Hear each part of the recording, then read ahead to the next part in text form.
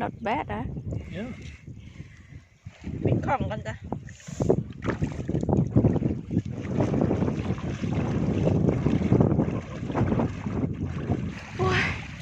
โอ้ยเจอบาทนี้ไปมีแห้งเลยดูวันนี้สิพาพี่น้องมาซื้อสวิงสิสอนกุ้งจ้ะสิพาพี่น้องลงสอนกุ้งอีก2 มื้อเนี่ยน้ำจะลงเยอะก็เลยมาดูร้านอันนี้นะจ๊ะเนาะของนะมีแล้วเด้อขาดแต่สวิงนี่สวิงbig one here this one okay oh yeah C'est pas recommandé, après... Oui, on se voit bien. Ah oui, ceux-là, vas-y. show me ได้แล้วสวิง how much ปะ 60 euros. 60 ยูโรจ้ะประมาณเท่าไหร่1,700-1,800จ้ะ Visite, hein. ซื้อกุ้ง lobster ได้ตัวหนึ่งจ้ะเนี่ยโอเคอันนี้แบบเราต้องเอาแบบใหญ่ๆเนาะคุณหมอบอกว่าต้องเอาแบบใหญ่ๆอันนี้90 เซนเนาะราคา60ยูโรก็1,800-1,900ค่ะปะซื้อไว้ทอดกุ้ง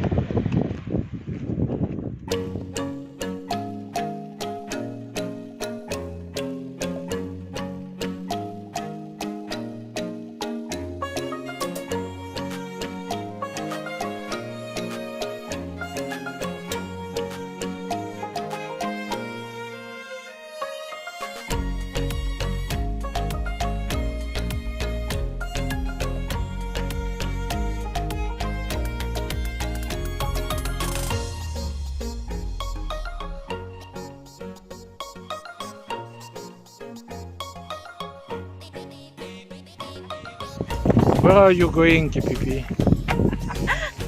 secret พี่น้องจ๋าตามคำขอเลยมานี่นะลมขนาดเลยสวัสดีค่ะพี่น้องจ๋ามื่อนี้ไอซิพาพี่น้องไปทอดกุ้งจ้ะตามคำขอเลยบอกว่าอยากเห็นน้องไอไปทอดกุ้งฝอยทะเลนี่ This is Jack กับบนหน่วยเก็บ Jacques. นี่คือน้องชายของป้าค่ะนี่นะชอบนะ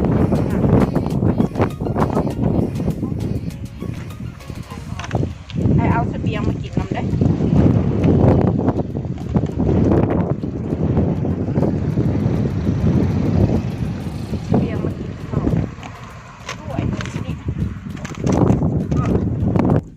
เป็นอุปกรณ์สวิงของไอเนาะจะเอามาลองใช้ดูแต่วันนี้นะหนาวแต่ไม่เป็นไรไปคือปะไอซิมาทอดกุ้งเด้อพี่น้องเด้อแต่บ่รู้ว่าเมื่อนี้นะลมค่อนข้างแห้งแล้วก็ค่อนข้างหนาวเนาะไอก็เลยบ่รู้ว่าจะมีกุ้งหรือเปล่าไป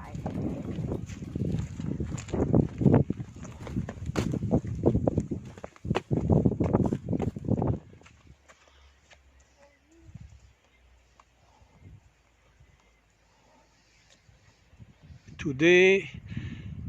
morning time, there are not so many people here. Only one man is with the net. And one woman, which is KPP, พี่น้องจ๋า going. เมื่อนี้นะน้ำลงเศร้าแล้วก็ค่อนข้างที่สิลมหลายเนาะมันมีแค่คนหนึ่งตรงนั้นแล้วก็คนหนึ่งตรงบนแล้วก็คนที่3 Allez, let's go. I want to see you.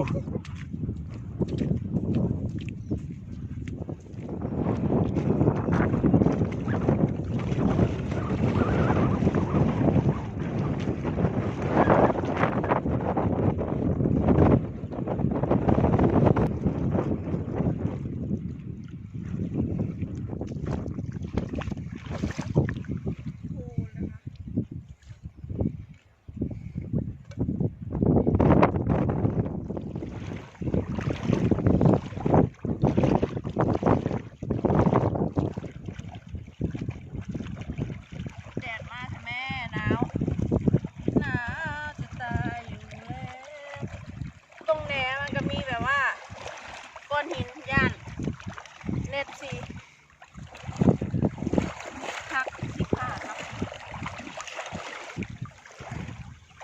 มา Show me what you got. นไหมกุ้ง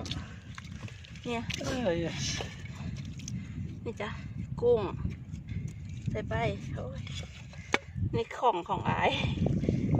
ค่อยๆเก็บไปมันนี่จ้ะกุ้งฝอยนี่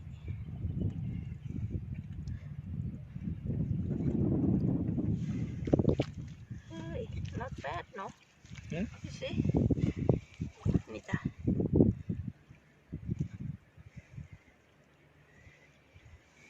เฮ้ยนี่ไง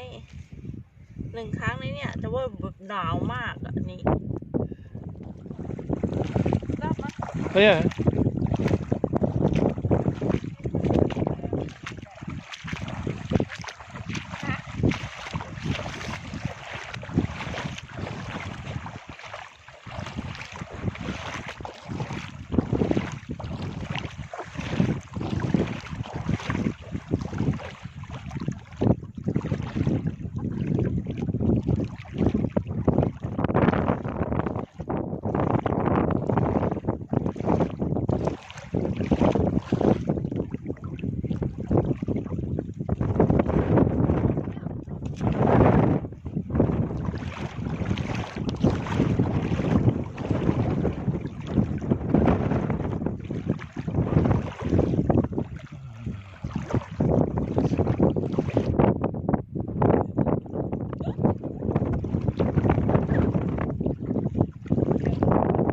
Allez, push.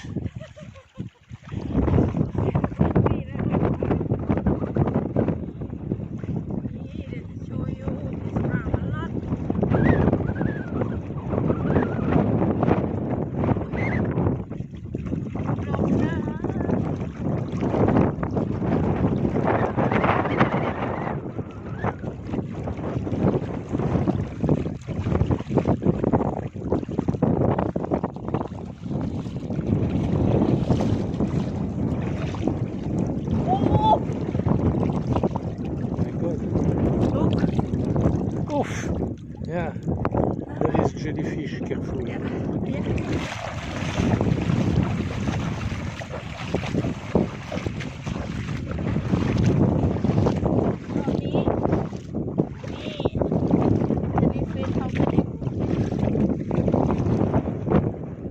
นี่พี่น้องรอบนี้ค่ะ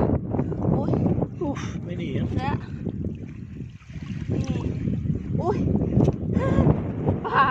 Yeah, small fish. A sole, flat fish. the one you like Yeah, but put it in the water. yeah นี่พี่น้องนี่ค่ะ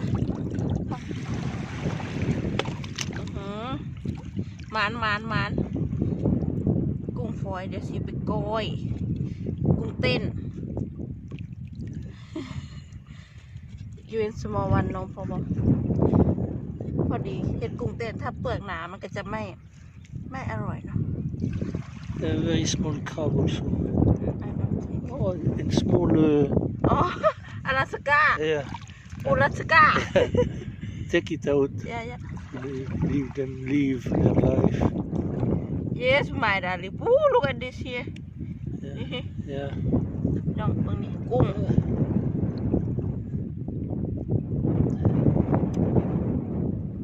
But in Thailand, they would not eat something small like that. Huh? You would eat in Thailand? okay darling นี่ค่ะ Why? นี่ใส่ไปอุ้ยลูก Yeah, already quite a lot. โอเค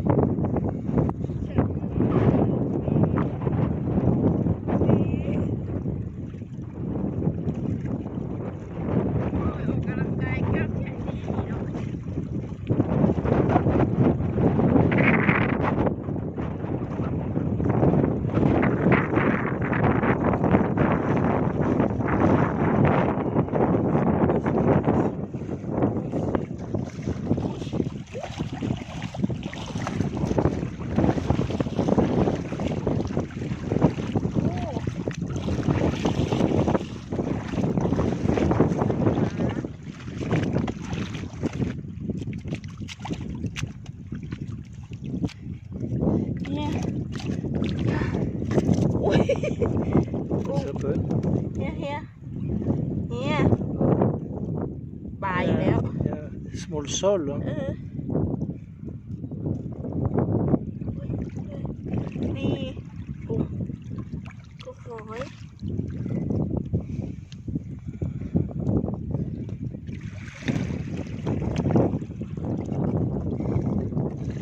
ไปเจ็บไปเปิดนี่1 2 3ปลาซอมบี้จะเป็นแรกหรอก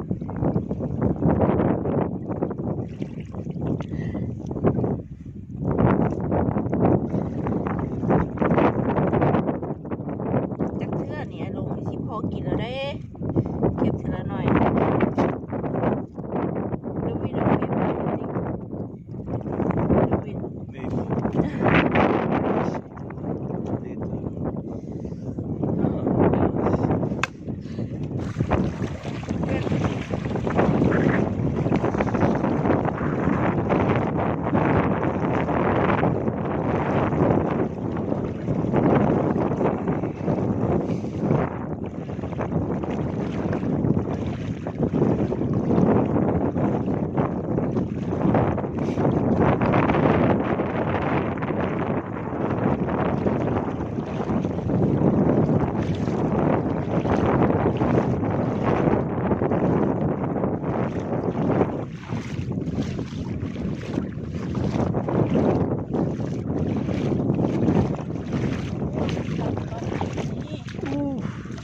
พี่น้องจ้ะพ่อใหญ่น่ะเราเมื่อแล้วสงสัยรับพอแล้วเนาะลูก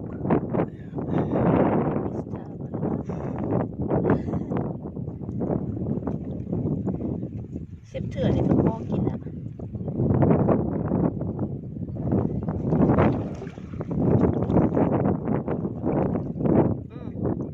มีไข่ด้วยเ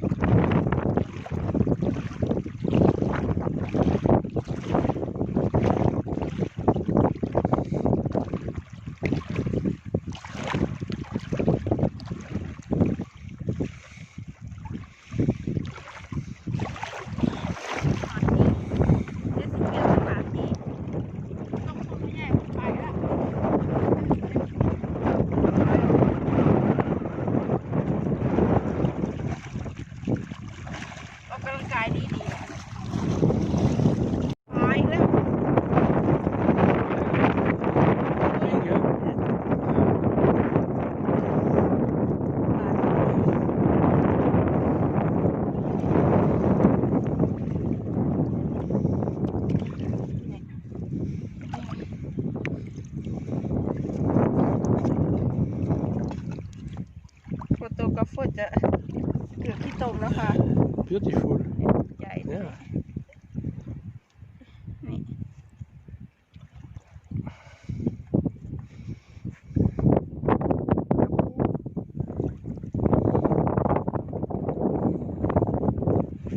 นี่ค่ะเก็บไปเรื่อยๆค่ะมากับเบอร์นัวเนี่ยคุณหมอในพ่นบ่เอาด้วยจานหน่อยๆไม่ได้เพิ่นสิเอาแต่ใหญ่ๆไปเด้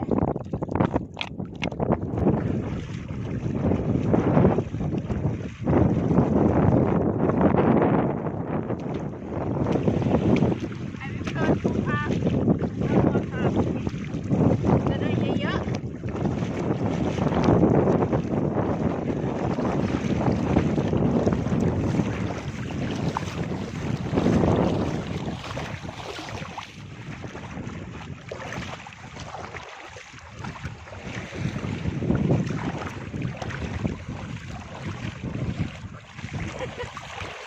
It's hard to push, huh? really hard tell you หนักมาก So let's watch the result. โอ้ Oh là là, full, โอ้ full. โอ้ว้าวพี่น้องทำป่วย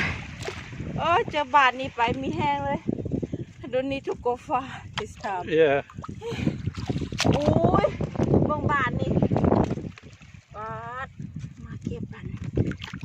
They will stay in that net because the holes are so big. yes dear ป้าบอกว่าเพิ่นอยากมันออกจากอันนี้นะเน็ตนี่สวิงที่มันออกเนาะหน่อยก็พอโอ้ยลูกเอ็นที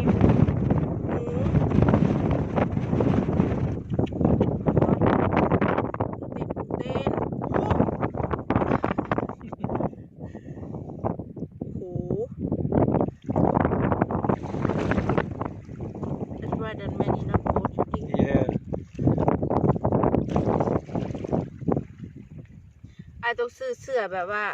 บ่ให้เปียกเนาะนี่ลูกไอ้เหี้ย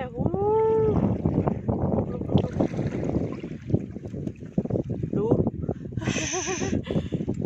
ใส่เข้าไปนี่ใส่ลงไป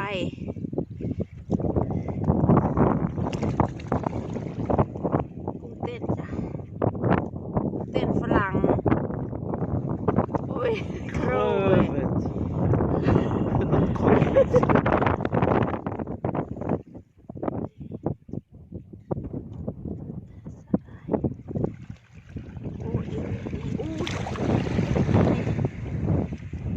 ลงมาตรงเวลาเลยนะจ๊ะนี่10:30อ่ะเมื่อวานนี้พาไปซื้อสวิงเนาะ10:30แล้วมันลงแต่กับบ่หลายพื้นอาจจะดีกว่านี้แต่คืออาจจะไม่ได้มาทุกวันเนาะเพราะว่าป้าต้องทำงานเกี่ยวกับรถคาราวานรถบ้านจ้ะเขาใช้เก็บไปนี่ไงป้าอุ้ยลูกเอ๋ใสๆกุ้งเต้นยั่วๆจ้าถ้าน้อยๆไม่ใช่กุ้งเต้นได้ยุ่แต่ถ้าใหญ่ไม่ได้มาสิแข็ง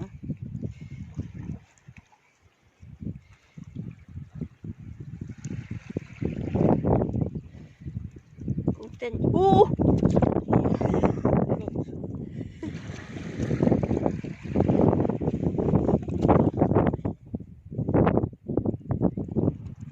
อายุแค่นั้นเองอุ้ยมันนี่สุกดีบ่มีแดดแต่ว่า